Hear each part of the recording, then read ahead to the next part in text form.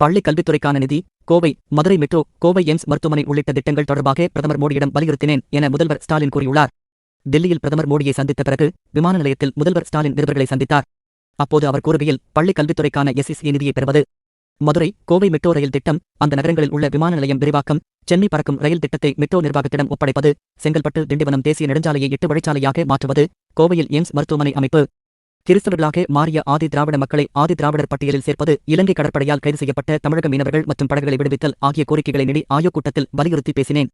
நிதி ஆயோக் கூட்டம் முடிந்த பிறகு பிரதமர் மோடியை சந்திக்க நேரம் கேட்டேன். இதனை ஏற்று 2 நிமிடங்கள் வாய்ப்பு கிடைத்தது.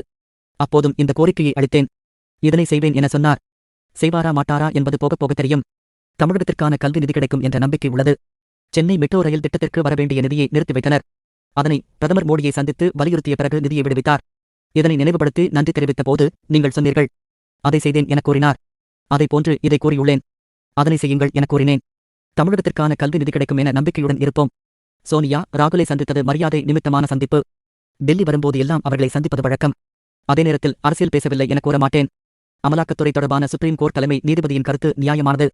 நியாயமான தீர்ப்பை கூறியுள்ளார். அமலாக்கத்துறை சோதனை அரசியல் ரீதியானது, அதனை முறைப்படி சந்திப்போம். நான் வெள்ளைக்கொடி காட்டுவதாக அதிமுக பொதுச் செயலர் EPS கூறுகிறார். அவர் கூறுவது போன்று என்னிடம் வெள்ளைக்கொடியும் இல்லை. அவரிடம் இருப்பது போன்று காவிக்கொடியும் இல்லை. டாஸ்மாக் மற்றும் குவாரி ஊழல் நடந்ததாக இடி கூறுவது போய். பித்தலாட்டம். தேவையில்லாம பிரசாரம் செய்கின்றனர். சம்பந்தப்பட்ட துறை அமைச்சர்கள் மறுத்துள்ளனர். தேர்தல் நெருங்க இதனை செய்கின்றனர். அதனை சமாளிக்க தயாராக இருக்கிறோம் என்று அவர் கூறினார்.